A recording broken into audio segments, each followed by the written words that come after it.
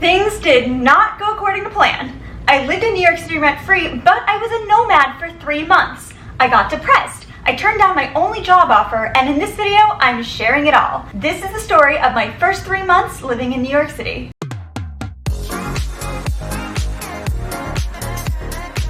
I'm Hava, and in this video, I'm sharing the story of how I got started in New York City by myself without a job and without a place to live. Over the course of 3 videos, I'm sharing the story of my first 12 months living here in New York City, part of a mini-series to celebrate the first anniversary of my adventure here. In order to tell you the full story of what happened, I took notes, which honestly turned into a word-for-word narrative, on my computer so that I would remember the details, and I'm going to reference it and read it throughout this video. This recording is on July 2nd, 2022, and I'm really glad I have these notes because the time period I'm about to describe is already becoming a bit of a blur. Let me start by telling you what I thought would happen, because oftentimes that's not what actually happens, and this is one of those times. My initial plan was to go to New York City, pet sit for 6 weeks, secure a full-time corporate job, and tutor and do YouTube and Instagram, and how I possibly thought I could do that with 168 hours in a week and 56 of them being slept through if I was getting full night's sleeps. I have no idea, but that was the plan. And then a short-term living situation like subletting, just while I get to know people and finding people to roommate search with and all that. And then in the winter months, I could sign a 12-month lease with someone and move my cats and stuff from Houston. And also doing that in the winter months would make rent cheaper because that's the cheapest time to rent. And here's a summary of what did happen. I went to New York City. I pet sat for 3 months, not 6 weeks. I made 3 videos at the very beginning of the experience in my first month, and then didn't have the bandwidth to continue making content. I came up with a marketing plan to expand my tutoring services and started implementing it. I went on several interviews, even with dream companies in dream positions, and after nearly 3 months of applying, I got offered a position that seemed perfect on the surface. It was an on-camera host at an up-and-coming shopping company, good pay, could ride the growth wave of the company, etc. But the experiences and reflection I had during my first 3 months made me realize that I was trying to shoehorn myself into a traditional career path. Some of these self-discovery moments were really painful, and being honest with myself, I had to acknowledge my dreams and face that while I've always walked to the beat of my own drum in a lot of ways, now I needed to muster the courage more than ever to fully embrace who I am and what my dreams are. And while I genuinely thought the job offer I received was great, I couldn't sign the dotted line. I realized the amount of time the job required would take so much away from my dreams to produce my own original content. In other words, saying yes to the company would be saying no to myself, and when push came to shove, I just couldn't do it. So that's a very quick overview of what happened, and now I'm going to do a deep dive into what happened last summer and what really led to all those things happening. I'm structuring this video through the chronology of my pet sits, because if you didn't catch it before, I pet sat through my entire summer in New York City. Even though I've dreamed about living in New York City for many years, it wasn't until I was struggling with a depression that I decided it was time to relocate to New York. I had received a few rejections from job applications that told me they didn't want to hire across the country, so I realized that I needed to move there so that I could be in the city as I applied for jobs. When I made the decision, I didn't have a plan, but it didn't take long for me to make one because I made this decision hardly a month before going. And the only reason I left that much time was because I already had a 2-week trip planned during that period to visit my boyfriend in New Mexico. So here's a little bit about how I prepared. First of all, I could count the number of people I knew in New York City before moving there on one hand. Literally. And I couldn't crash on any of those couches, so instead, I signed up for Trusted House Sitters, which, as summarized on their website, is a platform for home and pet owners to connect with care-oriented sitters who will sit for free in exchange for the chance to spend time with some wonderful pets and for free accommodation. Now, even though you can pet sit for others for free on the platform, it's not technically free because you pay for the platform in order to gain access to these opportunities. I used a 25% off coupon I found online, so I got a year's worth of unlimited pet sitting for $96.75. Literally under $100. Since I pet sat for 81 nights, that breaks down to a cost of $1.19 per night plus the services to take care of cats and apartments. You can't beat that! Their prices have gone up a little bit since then, but the cost of a 12-month unlimited membership at the time of this recording is $129 per year, including a free background check, which is less than the cost of 1 night at most hotels here in New York City. Also, as a side note, if you have pets and like this idea for affordable care while you travel, they have memberships for that too. And there's also a membership package for both sides of the service if you want both of them. This video is not sponsored by Trusted House Sitters, although it really should be, but I'll put a link to Trusted House Sitters in the description below. I had a lot of nerves leading up to the day and on the day of my departure. That day, June 30th, 2021, is the official date of my anniversary, and it was one of the hardest days of my life. It was both physically and emotionally testing. I'm really proud of myself for getting through that day, so if you want to see what it was really like, go ahead and click up here to watch the video. I'm very glad I vlogged it, and then make sure you come back to continue the story. Or you can watch that sometime after this video or this series at some point. My first pet sit was for 1 week in Williamsburg, Brooklyn with a really sweet kitten. She was about 7 months old at the time, and the place was very comfortable. It was the 3rd floor of a walk-up building. It was 1 bedroom, lots of natural light. She had a solid AC, but I rarely even used it because her Vornado fan was so powerful. A dishwasher, although I wasn't there long enough to need to use it. She had really nice style and decor, which as someone who loves interior decorating, it did make a difference. And there was no washing machine in the unit or in the building, but it didn't matter because I didn't need to do laundry in my first week. And the owner welcomed me to her food, which was actually really helpful during my first week. I didn't eat much of it, partly because I didn't want to impose, and partly because I had so many nerves that week that I was struggling to eat at all. But there was definitely a time or two that her granola saved me. The cat was so sweet. Polly Walnuts, or Polly for short, is not exactly like my cats, but she had a lot of similarities in her personality to one of mine, which just felt really nice starting out there. And one challenge was her constant demand to play, which is classic kittenhood. It made it hard for me to get some momentum and efficiency in my work, but I loved her demeanor nonetheless, very forgivable. I also felt like the walk to the subway was kind of long, but I learned later that it actually wasn't that long of a walk, about 5 minutes I think. It was similar to the distance of my last apartment and the nearest subway station there. Definitely my favorite place I stayed, although I had no idea at the time since it was place number 1. Now here's what happened during that week. I met up with several people, an old high school friend, a business contact who just happened to be visiting at the time, a girl a family friend connected me with who's also from Houston, a friend from Houston who is originally from Queens, and I also had a couple phone and video calls with some people who live in the city, and a local that my aunt introduced me to, which was a blast because he took me on a little tour in his Jeep. But I had to manage a lot of anxiety that week. There was just so much coming at me. And I did a good job documenting that first week, so you can watch the video I made all about the whole experience, and then again, come back to this video to continue the story here. In that list of people I mentioned a minute ago, I brought up a friend that I have who is originally from Queens, and she and her husband offered to drive me from Williamsburg to Washington Heights the day that I was supposed to transition from one sit to the next sit. But then we saw it was gonna be raining, so they very generously ordered me an Uber, and after my hellacious experience getting from Newark to Williamsburg on day 1, again, you can watch my relocation video to New York City. The link will be in the description if you didn't watch it just now. I was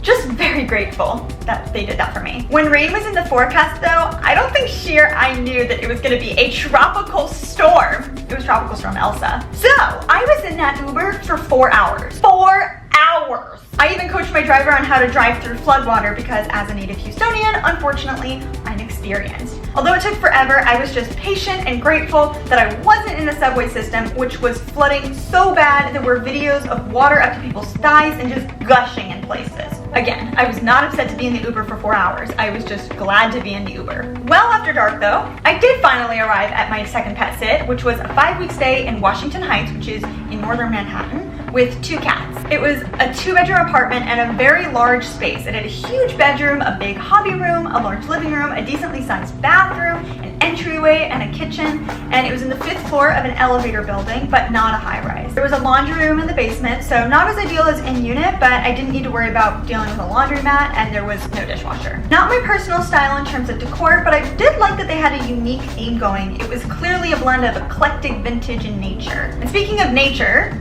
I was surprised by the responsibility of 70 plants. I wasn't sure if I have a green thumb because I've never really tried my hand at it before, but luckily she left the schedule on the fridge and put a color-coded dot system on all the plants. A few weren't doing so great after a while, but I stayed in constant communication with the owner about how to handle it. And I felt nervous at first when she called the one I was struggling with the most Princess, but then I was relieved when I found out that she, who obviously has a green thumb, has been proud of keeping it flourishing for so long. And she was cool about it by saying that if it doesn't survive, it's her fault for leaving it for so long. But I think I kept it alive enough for her to be able to revive it when she got home.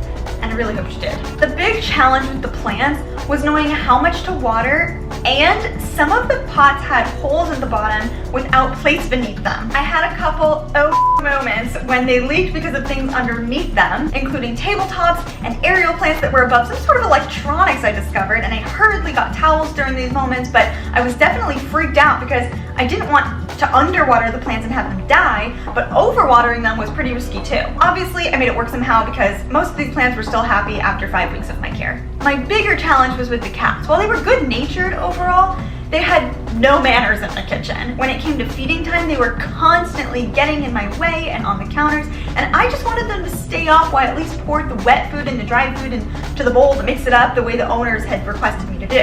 It took a good week or two for me to assert my dominance enough for them to listen to me, especially the alpha cat of the two, who was far more pushy. They were so food driven, in fact, that one of them would even hop up on the counter when I was making my own food nowhere near their feeding times. The hovering was a constant issue, and it made my own mealtime pretty stressful. On a more positive note, the cats were very unique in their appearance, and in addition to their unique markings, they were huge. I literally asked the owners at one point if they had a scale so that I could weigh the cats because I was so curious. And it turned out that the smaller one, Val, was about 16 pounds, and Rudy, the bigger one, was about 19 pounds. These weren't the major issues. I would say the major issue and really learning experience I had as far as a New York City thing at my Washington Heights sit was that I was in a food desert. According to a quick Google search, a food desert is defined as an urban area in which it is difficult to buy affordable or high-quality fresh food. There was a tiny grocery store with a tiny selection of not good prices across the street, but to get to a regular grocery store, I had to walk 15 minutes each way to shop at Ozzy's over in Hudson Heights, which is a different neighborhood altogether. And this walk included hiking both uphill and downhill each way. Once I was there, the store was amazing. Great selection and good prices. But getting food was a big deal, and I had to prepare since I couldn't just necessarily run out and get something if I forgot it. Another con is that I was all the way at 191st Street, which is very far from a lot of major activity in New York City. The only Manhattan neighborhood north of where I was is Inwood Heights. And for perspective, the highest street numerically in Manhattan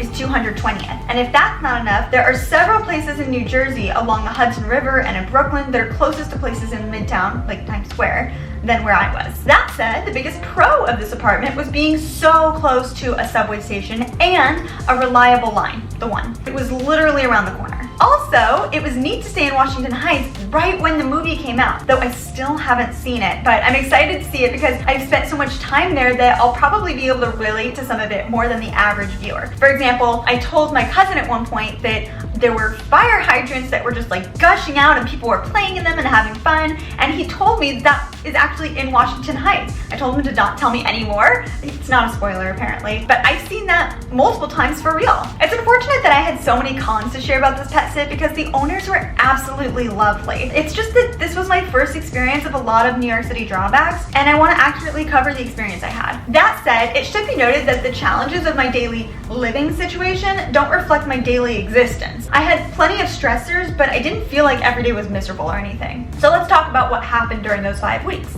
I met up with a third cousin who I discovered is studying at Columbia University. I interviewed for more pet sits. I applied and interviewed for countless jobs.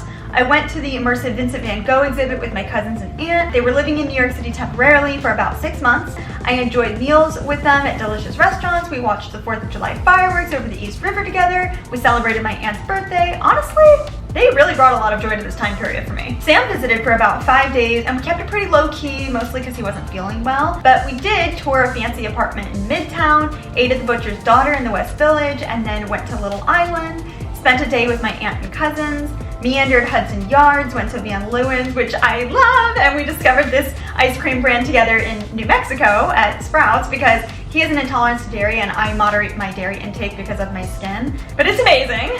And then we ate our ice cream cones next to the vessel while watching whatever Olympics were on at the time, and I'm pretty sure it was volleyball. I spent a day walking around the West Village in Soho with my aunt and cousin, and we even stumbled into a Michelin star restaurant and had breakfast there. We had a really great day. We finished the day eating dinner at Little Italy, and then we had ice cream cones at Van Leeuwen's because I insisted that my cousin had to try it. I also did some secondhand shopping at places like Buffalo Exchange, Crossroads, and Goodwill, and they had a great selection at the Goodwill that I went to. They had lots of Vince at the time, which is one of my favorite brands. When it was time to clean the apartment the day before my departure, I had a rough day. First, I locked my keys in the washing machine when I was running a load of laundry in the basement, and you can't open it once it starts because the machine locks. And this is actually a good thing, so people can't just inconsiderately dump your wet, soapy clothes out in the middle of a cycle to cut in front of you, and then also waste your money that you spent running the load. But this meant that I was stuck waiting for over half an hour to get my keys out so I could go back upstairs and actually get into the apartment. Second, I went to take the recycling downstairs and had to play a bit of Jenga because the bins were so full. And I lost the game because when I added my stuff, everything fell all over, and of course I had to pick it all up. Third, I went to clean the toilet, and the cleaner started spraying out the side of the container. Apparently the container had a hole, but I discovered this the hard way. And fourth, I must have waited too long to take the trash out. Not anything crazy long from my past experiences, but for this situation, it was bad. I discovered an infestation. I'd noticed an increase in gnats the couple of days leading up to this, so I think that's where they were coming from. The trash was filled with eggs and larvae. It was so gross. But I had to go to that little tiny grocery store I told you about to buy Windex and gloves. But they didn't have gloves, and luckily because of you know what, the cashiers were required to wear them, so a nice cashier just gave me a pair. This whole time I was freaking out and in both text and phone communication with my family. And when I actually had to reach into the garbage and handle it, I cried. I struggled to get it all out because it's one of those trash cans where you step on the pedal and then you can, so it has multiple layers. Anyway, there were a lot of crevices, but I had to get it all out so that it wouldn't reform. And I couldn't leave that for the owners because A, I'm a good pet/house sitter, and B, it was so awful. I didn't want to do that to someone, and obviously it happened on my watch. I never mentioned this whole fiasco to them, so hopefully it didn't resurface. I mean, I was really thorough, so I'd be shocked if it did, but oof. To wrap up this pet sit on a positive note, I'll tell you that once in a while Val would be laying on me when I woke up, but the morning I woke to leave, Val was laying on me and Rudy was curled up at my feet. It was really sweet, like they knew. I left in the morning for my next pet sit and transported my stuff in 2 trips because I honestly brought way too much with me to New York City at this time, but before I left, I didn't know what I would need and I wanted to be prepared. Plus, I couldn't have predicted what I would actually end up needing because some of the things that I used before heading to New York City were not touched once I got there, and vice versa as well. Anyway, during the first trip of transporting my stuff, I realized that the owner of my next pet sit didn't warn me about not being able to get the key out of the front door of the building. I couldn't get a hold of her because she was on an airplane. I called the super from the monitor by the door 3 times. He didn't listen to me, he just unlocked the door once remotely, and then he hung up on me the second time. He said it was fine, but I insisted that for the safety of the residents, it wasn't fine for the key to be left in the door.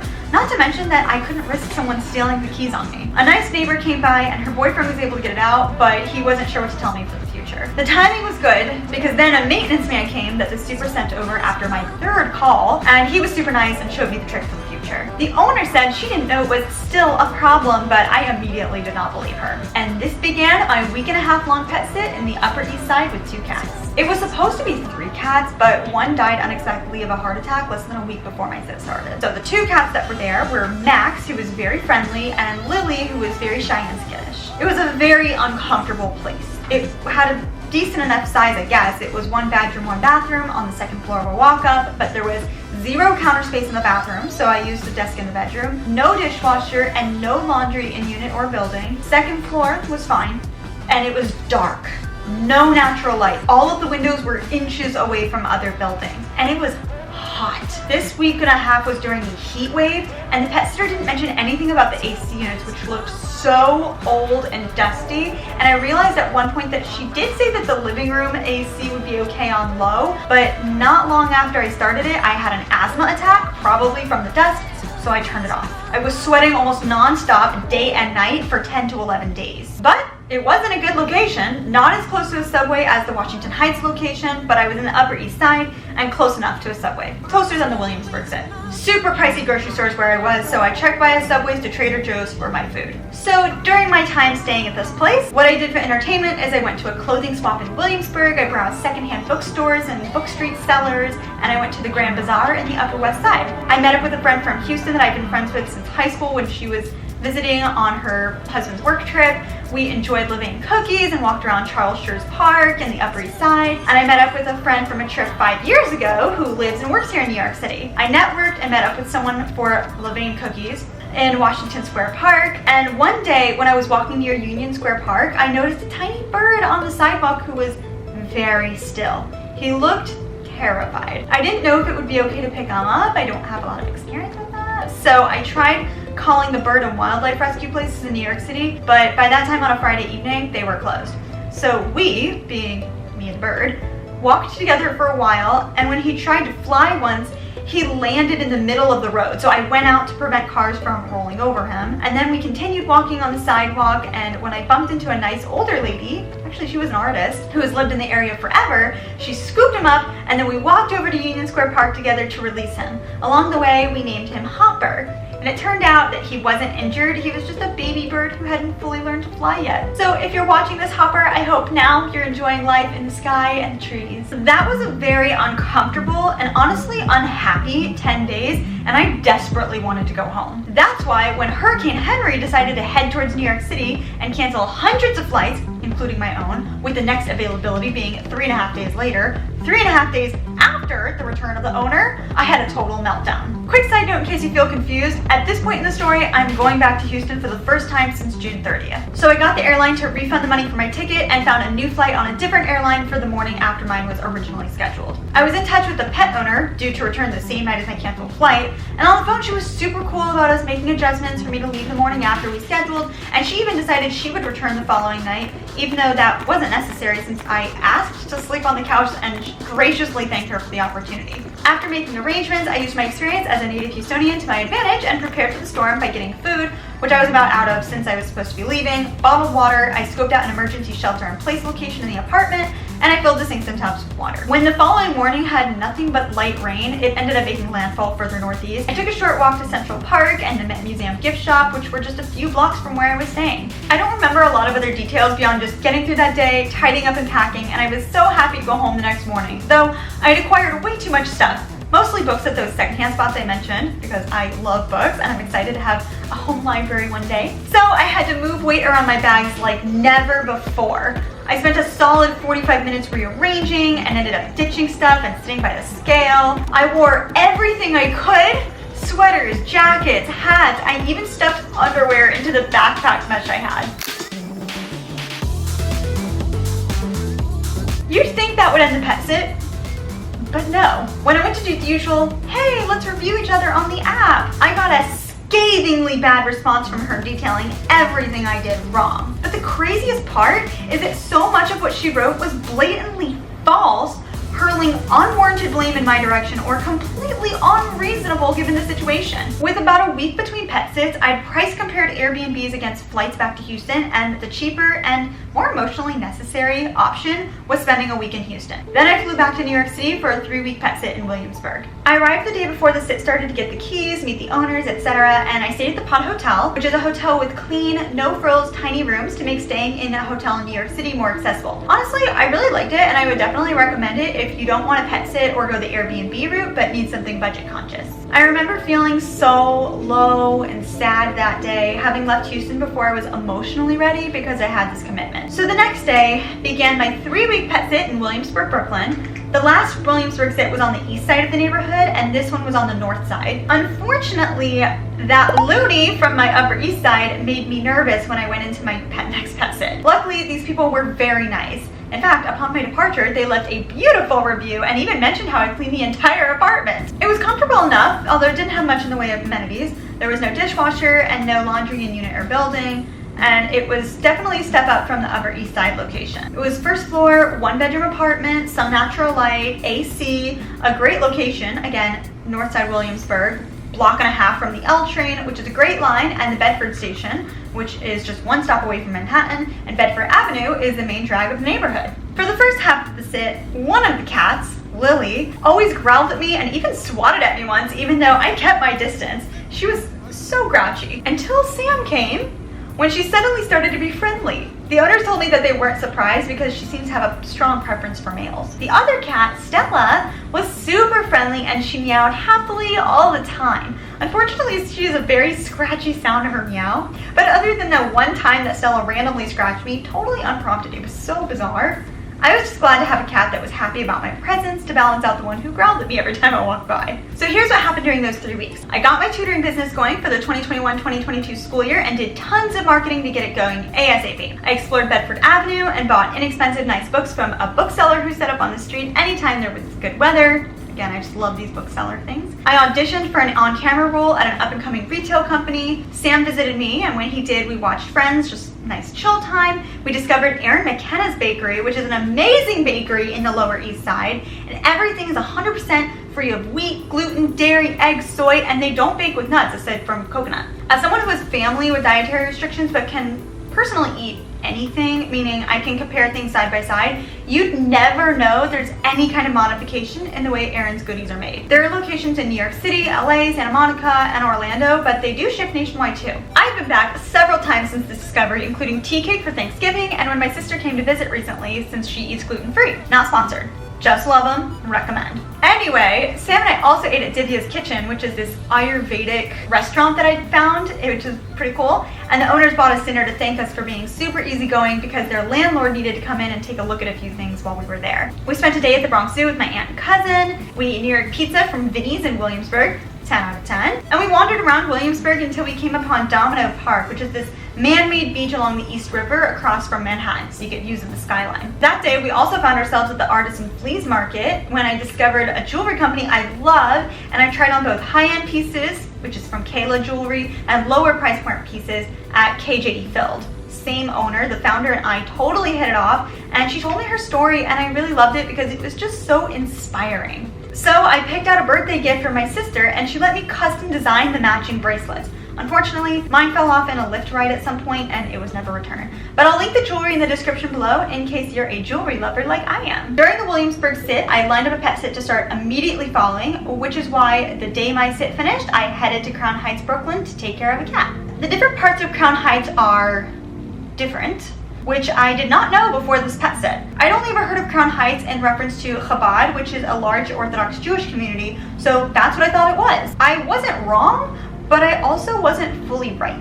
Crown Heights has multiple zones of safety, and I found myself in what I, along with an unofficial but very popular safety map on Google, consider to be a dangerous area. In fact, I was just steps away from what's known as the murder capital in New York City. If you research the most dangerous areas of New York City, Brownsville, which borders the east side of Crown Heights, will show up, and I was just 2 blocks from it. The pet owner instructed me to never turn left when I exited her building, the direction of Brownsville, and she even gave me specific instructions for literal corners to avoid when I walked to the grocery store or a bus stop. Needless to say, I made sure I bought enough food to shop just one time, which also wasn't easy. I went to multiple unimpressive grocery stores looking for basics, none of which were all concentrated at one store. I mean, why did I have to go to different grocery stores to find bananas and tortillas? The inventories of these grocery stores were a real head scratcher, but I figured it out. Other inconveniences included no laundry, no dishwasher, bland decor, probably because she was getting ready to move, so everything was boxed up, some natural light, and the 3rd floor of a walk-up building. The cat was about 18 to 19 pounds, and he was so sweet and wanted to be brushed a lot, but also kept to himself mostly. My stay was scheduled for about a week, but it got cut short because of the risk of a certain exposure that caused the owner to cancel the second half of her trip. I wasn't upset because during that time I also realized that I was so far from the main central areas of New York City, but also more than that, I was going through a real hard period. Honestly, at this point, I was depressed and crying a lot. This is the second time I've mentioned depression in this video, and I debated sharing it because it's something I've only experienced a couple times in my life, and I'm a positive person who lives life happily most of the time. Then I realized that's why I need to share it, so that you know that even if you struggle with situational depression here and there, you can identify as a happy human. And also know that I know what it's like. If you're in that place, you're far from alone. Now, back to the story. After applying and auditioning for an on-camera host role where I would be shopping with my audience, and this would be for an up-and-coming company so I could ride the growth wave with them, I got an offer. The offer letter slipped in a bunch of casual add-on tasks that changed the initial nature of the really high-paying hourly rate job to something more time-consuming and thus lower paying. And I obviously wasn't pleased with these surprises, but it hardly mattered because the experiences and reflection that I had during the 3 months that I'd been there made me realize that I was trying to shoehorn myself into a traditional career path. And I realized that I couldn't be spread so thin. I couldn't do it all. I wasn't doing it all. So obviously, I couldn't do it all. at once anyway. Facing this reality with just one offer letter in front of me after 3 months of actively applying and networking was really painful. Yet I couldn't sign the dotted line. I realized the amount of time the job required would take so much away from my dreams to produce my own original content. In other words, saying yes to the company would be saying no to myself. And when push came to shove, I couldn't do it. With the support of my parents, I graciously declined the offer and meanwhile signed a contract with myself, metaphorically speaking. So, back to the pet sit. The owner canceled the second half of her trip, and rather than my staying on her couch, which I'd been sleeping on anyway because we agreed that that would be fine so that I wouldn't have to go to a laundromat to clean her linens, she and I went 50-50 on paying the difference for me to change my flight to leave the day after she canceled her trip. Because, as you might have predicted, I had a flight ready to head back to Houston at the end of this pet sit. I was elated to reunite with my family after having made such a challenging decision, and that this was my last pet sit, ending on September 26th, almost 3 months after my first arrival in New York City. I knew I wasn't done with New York City, but I was done pet sitting. The question was, how would I come back? To hear about searching and moving into my first apartment in New York City and selling my car, go ahead and watch part 2 of this video series. Make sure you like this video, subscribe, and turn on notifications if you haven't already. And since this video is all about the past, go ahead and follow me on Instagram to find out what's going on in the present. Thank you so much for watching, and I'll see you in the next one.